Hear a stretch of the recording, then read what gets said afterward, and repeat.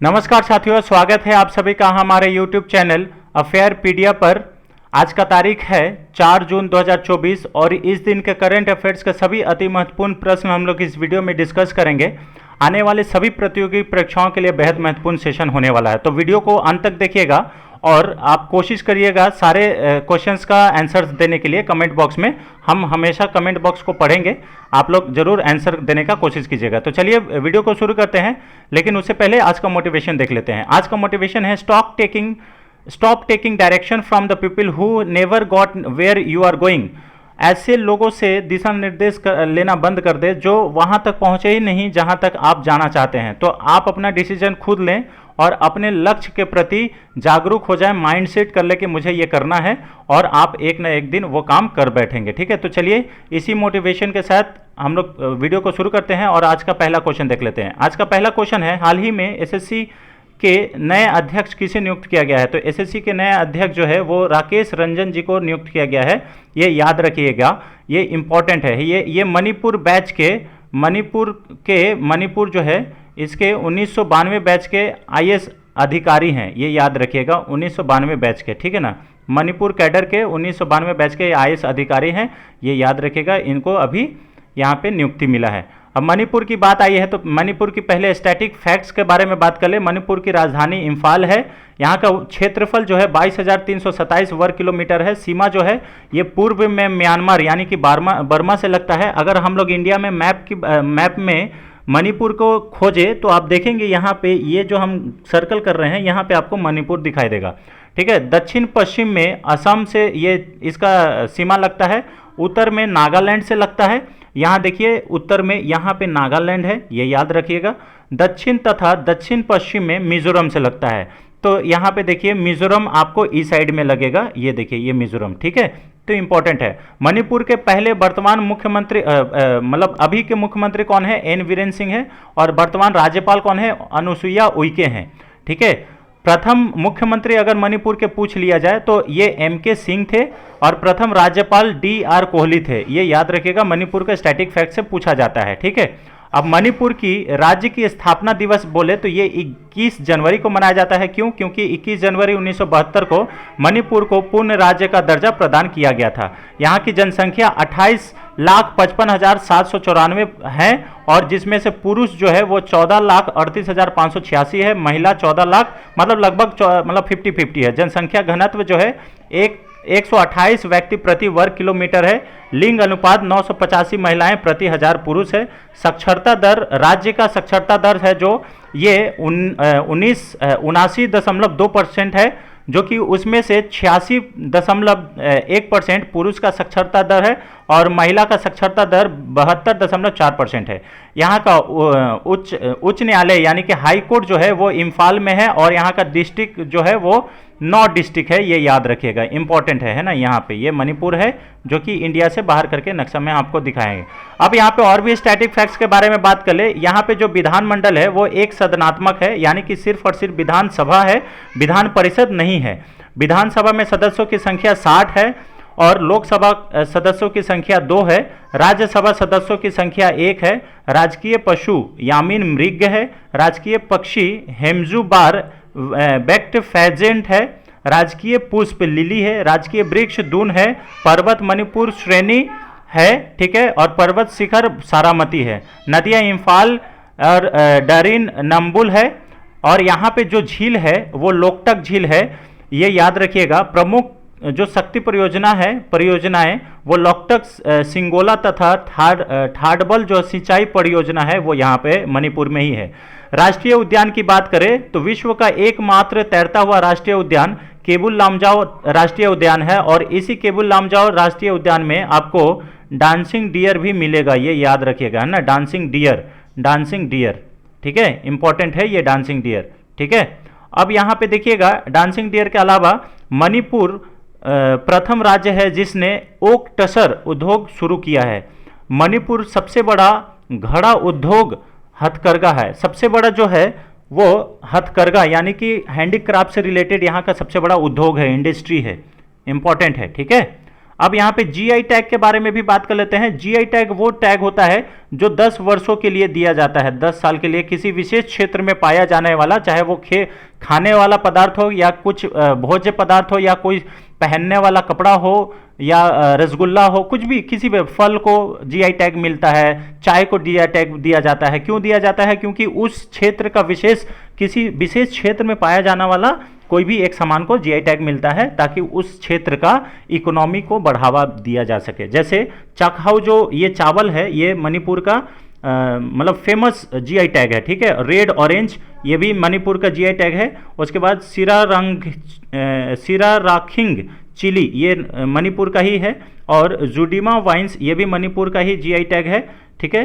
काचाई lemon ये भी मणिपुर का जीआई टैग है। मोरांग फी ये टेक्सटाइल है।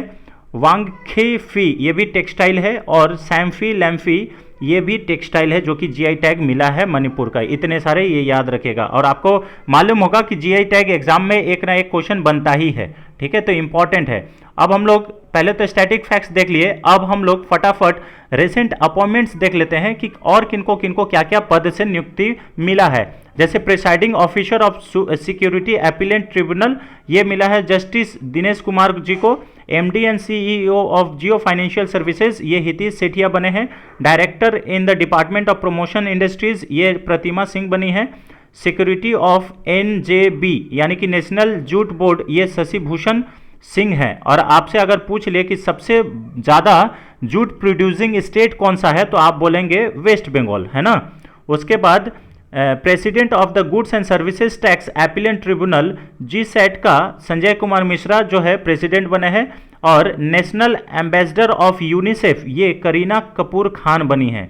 ये इंपॉर्टेंट है, ठीक है, रिसेंट है अपॉइंटमेंट्स, ये याद रखिएगा, आता भी है। First women prime minister of democratic Republic of Congo ये जुठित सुमिंगवा तुलुंका बनी है, ठीक है। उसके बाद पीआईबी के डायरेक्टर जनरल कौन बने हैं तो सैफाली बी सरन बनी है। Managing director of Tata international limited ये राजीव सहगल बने हैं। एसोचैम के नए प्रेसिडेंट ये संजय नायर बने हैं।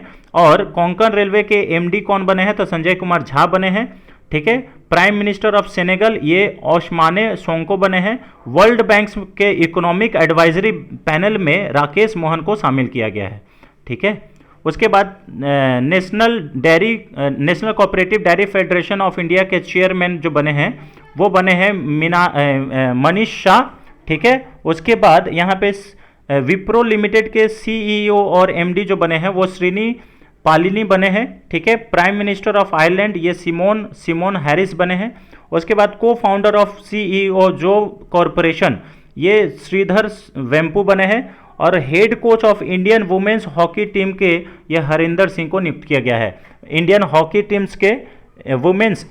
वुमेन्स हॉकी टीम्स के हेड कोच नियुक्त किया गया है हरिंदर सिंह को, ये याद रखिएगा, ठीक है। उसके बाद यहाँ पे और भी इंपॉर्टेंट नियुक्तियाँ हैं।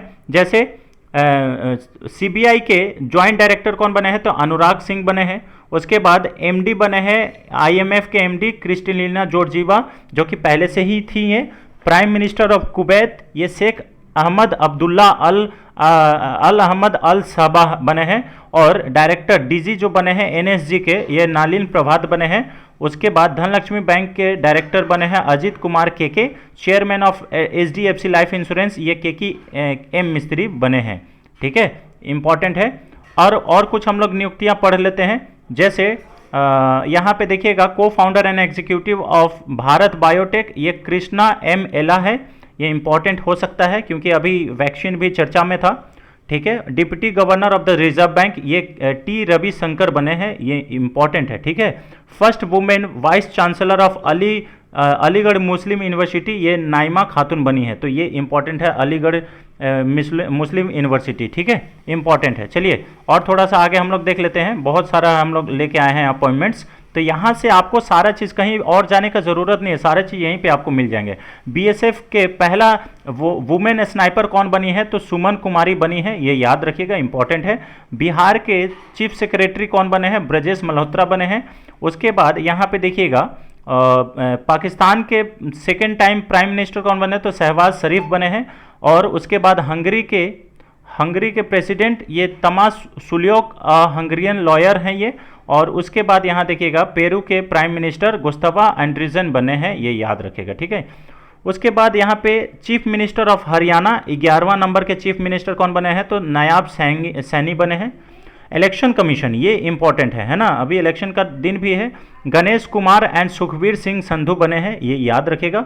Chairman of the central board of secondary education यानी कि CBSC के चेयरमैन कौन बने हैं, राहुल सिंह, ठीक है। और chairman and managing director of northern coalfields ये B साईराम बने हैं। प्रसार भारती के चेयरमैन कौन बने हैं, तो नवनीत कुमार सहगल, ये याद रखिएगा, ठीक है। उसके बाद chairman of Lokpal of India, ये अभी इंपॉर्टेंट है, मतलब रिसेंट न्यूज़ में था, जस्टिस अजय मानिक राव खानविलकर, ये याद रखेगा। और इसी जुडिशियल मेंबर लोकपाल में जुडिशियल मेंबर कौन कौन शामिल हुए हैं, तो लिंगम्पा नारायण स्वामी, संजय यादव, सुशील चंद्रा, ऋतुराज अवस्थी, पंकज कुमार। और उसके बाद director in the UPSC Hansa Mishra और present director of UPSC doctor Manoj Soni. First chairman of UPSC अगर पूछे तो रोज बर्कर बने थे।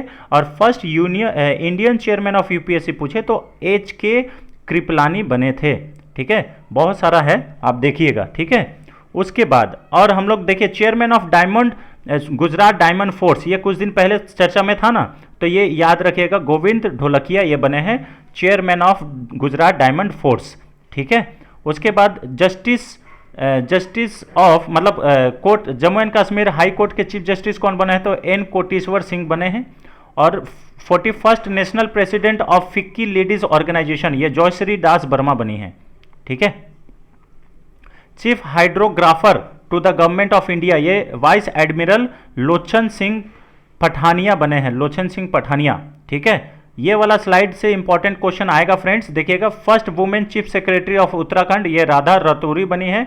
यूनेस्को की गुडविल एम्बेसडर कौन है, तो ब्राजीलियन फुटबॉलर वेनिशियस जूनियर है, ठीक है। उसके बाद आपको दिखा दे 72nd प्रेसिडेंट ऑफ ICAI, ठीक है, ये आपका बने हैं रंजीत कुमार अग्रवाल, ठीक है, चार्टर्ड अकाउंटेंट ऑफ इंडिया, ये याद रखिएगा। और वाइस प्रेसिडेंट चरणजीत सिंह ये नंदा बने हैं, ठीक है। और उसके बाद हम लोग और देख लेते हैं थोड़ा सा कौन कौन सा है। हाँ, ये वाला देखिए, 16 फाइनेंस कमीशन के जो चेयरमैन बने हैं वो अरविंद पनघड़िया बने हैं। जबकि अगर 15 फाइनेंस कमीशन बोले तो ये बने थे NK सिंह थे, ये याद रखिएगा, NK सिंह, ठीक है। लेकिन अगर 16 फाइनेंस कमीशन के बोले 16वां वित्त आयोग के कौन है, तो ये अरविंद पनघड़िया है। और मेंबर्स कौन कौन है, तो Shri Ajay Narayan Jha, Shrimati any George Matthew और डॉक्टर निरंजन राधायक्षा, ये याद रखिएगा, ठीक है। और पार्ट टाइम मेंबर कौन है 16 फाइनेंस कमीशन में, तो डॉक्टर सौम्याकांत दास, ठीक है, सौम्याकांत दास। और chairman of try telecom regulatory authority of India ये अनिल कुमार लाहौटी बने हैं। फर्स्ट वुमेन सूबेदार ये बने हैं प्रीति रजक।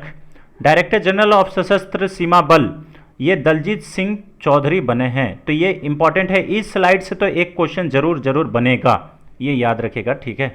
चलिए अब क्वेश्चन नंबर 2 पे आते हैं। क्वेश्चन नंबर 2 कहता है, हाल ही में किस संगठन ने पृथ्वी के ध्रुवों का अध्ययन करने के लिए लघु जलवायु उपग्रह लॉन्च किया है। तो लघु जलवायु उपग्रह यानी कि सैटेलाइट लॉन्च करने वाला ये नासा है, ठीक है। नेशनल स्पेस एडमिनिस्ट्रेशन है, नेशनल एरोनॉटिक्स स्पेस एडमिनिस्ट्रेशन ये नासा, जो कि अमेरिका का स्पेस एजेंसी है, ये याद रखिएगा, अमेरिका का सरकारी स्पेस एजेंसी है, ठीक है। ये इसरो भारत का है और ये जो है ये साउथ कोरिया का है, ये याद रखिएगा, ठीक है। साउथ कोरिया का नया स्पेस एजेंसी जो कि अभी ही खोला गया है, हम लोग इसको डिस्कस भी कर चुके हैं, ठीक है। तो ये याद रखिएगा। और ये मिशन कौन सा है, तो ये मिशन का नाम रखिएगा प्री फायर, ये याद रखिएगा, प्री फायर, ठीक है, इंपॉर्टेंट है। चलिए नेक्स्ट क्वेश्चन पे हम लोग बढ़ते हैं। उससे पहले हम लोग जब यहाँ पे मिशन की बात आई है तो सबसे पहले हम लोग चंद्रयान के बारे में बात कर ले। चंद्रयान जो है पहला वो हम लोग कब लॉन्च किए थे, 2008 में दूसरा चंद्रयान 2019 में और तीसरा चंद्रयान 2023 में। देखिए चंद्रयान जब पहला लॉन्च किए थे तो चांद पर पानी खोजने में सफल हुआ, पहला ही चंद्रयान, ठीक है, पानी खोजने में हम लोग सफल हुए थे। दूसरा बार जो है हम लोग चंद्रयान जो पहुंच गया था हमारा लैंडर, लेकिन लैंड नहीं हो पाया था। और जो तीसरा बार हम लोग किए तो चांद के साउथ पोल पे लैंड करने वाला भारत जो है वो चौथा देश बन गया था, ये याद रखिएगा, ठीक है। चंद्रयान 3 में जो रॉकेट का नाम था वो क्या था, आप लोग बताएंगे। रॉकेट का नाम LVM-4, जिसको फैट बॉय के नाम से जाना जाता है, ये याद रखिएगा, ठीक है, फैट बॉय। अब यहाँ पे जो रोवर है, रोवर का नाम क्या था, तो रोवर में 6 पहिए थे, ये 26 वजन के थे, पावर जनरेशन 50 वाट का था, ये याद रखिएगा, ठीक है। और ये जो है लैंडर, जो लैंडर का नाम था वो विक्रम था, रोवर जो है वो प्रज्ञान था, ये याद रखिएगा, ठीक है, बहुत ज़्यादा इंपॉर्टेंट है। प्रोपल्सन मॉड्यूल ये स्पेसशिप को उड़ाने वाला हिस्सा को होता है, ठीक है। रोवर क्या है, ये चंद्रमा पर घूमने घुमाने और जानकारी जुटाने में काम करता है, तो ये रोवर ही उतरता है वहाँ पे, ठीक है, रोवर प्रज्ञान, ठीक है। लैंडर जो था वो विक्रम था। चलिए अब यहाँ पे क्वेश्चन नंबर 3 पे आते हैं। हाल ही में गोल्डमैन सैक्स के अनुसार 2024 में भारत के लिए संशोधित जीडीपी वृद्धि का पूर्ण अनुमान क्या है। देखिए ये जो गोल्डमैन सैक्स है ये ना अनुमान लगाता है कि कौन सा देश का कितना जीडीपी होगा, और जीडीपी का फुल फॉर्म क्या होता है, ग्रॉस डोमेस्टिक प्रोडक्ट, यानी कि किसी देश का उसी का बाउंड्री का भीतर में गुड्स एंड सर्विसेज का प्रोड्यूस होना, गुड्स एंड सर्विसेज, इसी को हम लोग बोलते हैं जीडीपी। तो ये जो गोल्डमैन सैक्स का अनुमान है वो 2024 के लिए भारत का जीडीपी दर जो है वो 6.7 है। ऑप्शन नंबर डी इसका सही आंसर है, ठीक है, 6.7 ये अनुमान लगाया है, ये याद रखिएगा गोल्डमैन सैक्स, ये इंपॉर्टेंट है ना। अब यहाँ पे जीडीपी का बात आया तो जीडीपी देख लेते हैं। ग्रॉस डोमेस्टिक प्रोडक्ट ये देश के अंदर निर्मित सभी चीज़ों और सेवाओं की कुल मूल्य को दर्शाता है। इसमें उत्पादित वस्तुओं में तेल, कोयला, कंप्यूटर, कार, गेहूं, चावल और अन्य वस्तुएं भी शामिल होती हैं। तो ये इंपॉर्टेंट है, इसीलिए हमने बोला कि goods and services produce within the country is known as GDP. अब जीडीपी के अलावा एक और शब्द है दैट इज जीएनपी। ये जीएनपी क्या होता है भाई, तो gross national product, gross national product यानी कि सकल राष्ट्रीय उत्पाद। यह देश के अंदर और विदेशों में रहने वाले भारतीय नागरिकों द्वारा निर्मित वस्तुओं और सेवाओं की कुल मूल्यों को दर्शाता है। यानी कि देखिए जो देश के अंदर में गुड्स एंड सर्विस प्रोड्यूस हो रहा है वो तो है ही, साथ ही साथ इसमें हम लोग विदेशों में रहने वाले जो भारतीय हैं उनके द्वारा भी गुड्स एंड सर्विसेज जो प्रोड्यूस किया जाता है उसको भी इसमें काउंट करते हैं, ठीक है। और एक और है टर्म्स दैट इज एनएनपी, तो ये है national product, net national product, यानी कि शुद्ध राष्ट्रीय उत्पाद। ये क्या है, यह देश के अंदर और विदेशों में रहने वाले भारतीय नागरिकों द्वारा निर्मित वस्तुएं और सेवाओं की मूल्यह्रास को छोड़कर दर्शाता है, यानी कि इसमें से डेप्रिसिएशन माइनस हो जाता है, ठीक है, डेप्रिसिएशन ये याद रखिएगा, ठीक है, डेप्रिसिएशन मूल्यह्रास इसको बोलते हैं हिंदी में, तो डेप्रिसिएशन माइनस हो जाता है। यानी कि अगर आपको एनएनपी पे पहुंचना है, यानी कि एनएनपी पे पहुंचना है तो आपको जीएनपी यानी कि सकल राष्ट्रीय उत्पाद में से आपको डेप्रिसिएशन को माइनस करना होगा, तब जाके आपको नेट नेशनल प्रोडक्ट मिलेगा। ये इंपॉर्टेंट है, इसे याद कर लीजिएगा, ठीक है। तो जीडीपी, जीएनपी और एनएनपी आई होप आपको समझ में आ गया होगा। थोड़ा सा इकोनॉमिक्स हम समझाने का कोशिश किए हैं, अगर आपको इकोनॉमिक्स समझ में आया होगा तो थम्स अप कीजिएगा, वीडियो को लाइक करिएगा, और चैनल को चैनल पे नए हैं तो चैनल को जरूर सब्सक्राइब करिएगा, अन्य लोग के साथ भी शेयर कीजिएगा। चलिए अब क्वेश्चन नंबर 4 पे आते हैं। क्वेश्चन नंबर 4 कहता है, हाल ही में 2024 पेरिस ओलंपिक खेलों के लिए क्वालिफाइड करने वाले पहले भारतीय पुरुष मुक्केबाज कौन बने हैं। तो यहाँ पे देखिए पहले भारतीय पुरुष मुक्केबाज जो पूछ रहे हैं ये निशांत देव बने हैं। ऑप्शन नंबर ए इसका सही आंसर है, निशांत देव, ठीक है, ये इंपॉर्टेंट है, निशांत देव, ठीक है। उसके बाद यहाँ पे ये कहाँ पे होगा, तो ये पेरिस में होगा, ये भी याद रखिएगा, पेरिस ओलंपिक 2024। अगर आपसे पूछा जाए कि ओलंपिक 2024 कहाँ हो रहा है तो पेरिस में हो रहा है। भारतीय मुक्केबाज बनकर इतिहास रच दिया है, ठीक है ना, निशांत देव। उनकी योग्यता जो है ये विश्व मुक्केबाजी क्वालिफायर में पुरुषों के 71 किलोग्राम वर्ग के क्वार्टर फाइनल में मोल्दोवा के वाशिन सेबोटरा पर जीत के बाद आई थी, ठीक है। तो ये इंपॉर्टेंट है, इसे याद रखिएगा, इंपॉर्टेंट। चलिए अब यहाँ पे कुछ क्वेश्चन नंबर 5 पे देख लेते हैं। क्वेश्चन नंबर 5 कहता है हाल ही में निम्नलिखित में से किस कंपनी ने एडिटिव मैन्युफैक्चरिंग के माध्यम से स्थायी अंतरिक्ष अन्वेषण के लिए इसरो के साथ हाथ मिलाया है, यानी कि MOU पर साइन किया है। ठीक है, मेमोरेंडम ऑफ अंडरस्टैंडिंग। तो ये किया है Wipro 3D limited. Option number A इसका सही आंसर है, विप्रो 3D।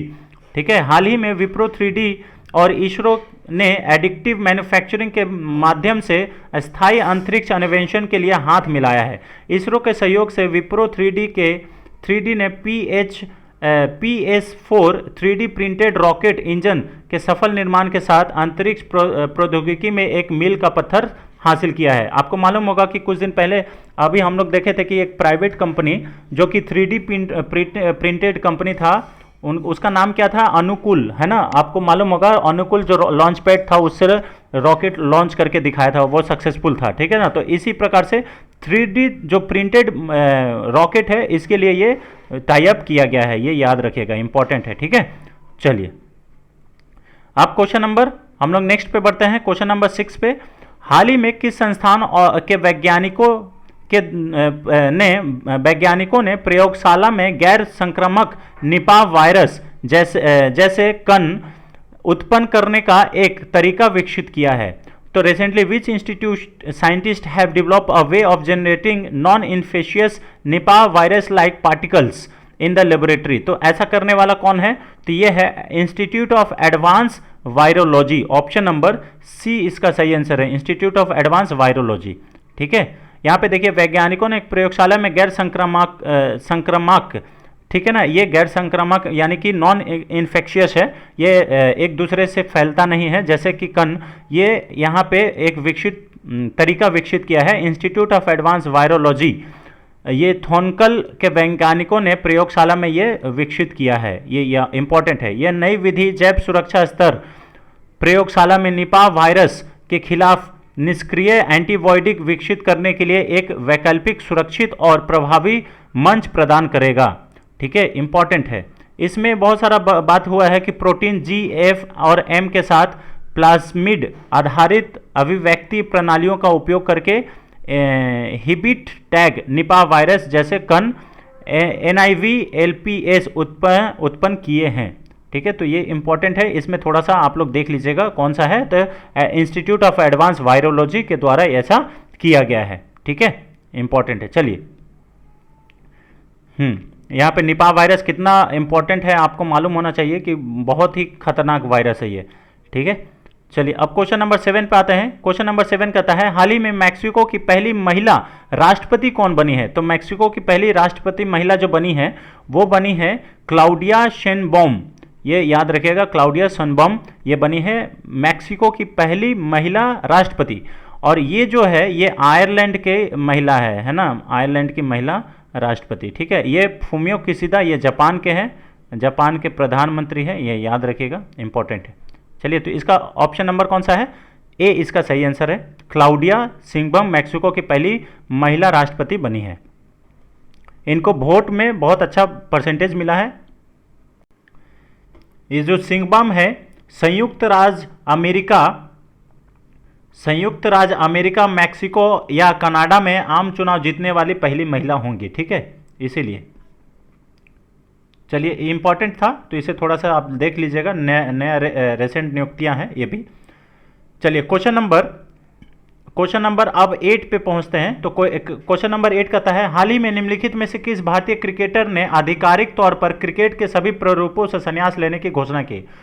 तो सभी प्रारूपों से जो संन्यास लेने का घोषणा किए हैं वो हैं Dinesh Karthik. Option number A इसका सही आंसर है, जिनको डीके के नाम से भी जाना जाता है। दिनेश कार्तिक अभी हाल ही में अनाउंस किए हैं कि हम सभी प्रारूपों से संन्यास लेते हैं क्रिकेट के।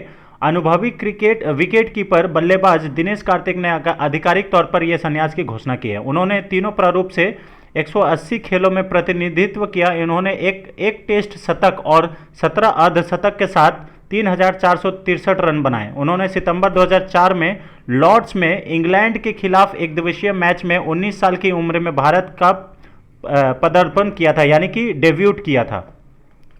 उन्होंने अपनी आखिरी मैच आईपीएल 2024 संस्करण में 22 मई को राजस्थान रॉयल्स के खिलाफ खेला था। ये याद रखिएगा, इंपॉर्टेंट है। पहला मैच जो है वो लॉर्ड्स में इंग्लैंड के खिलाफ खेला था 19 साल की एज में, और आखिरी मैच 2024 में आईपीएल खेला था राजस्थान रॉयल्स के साथ।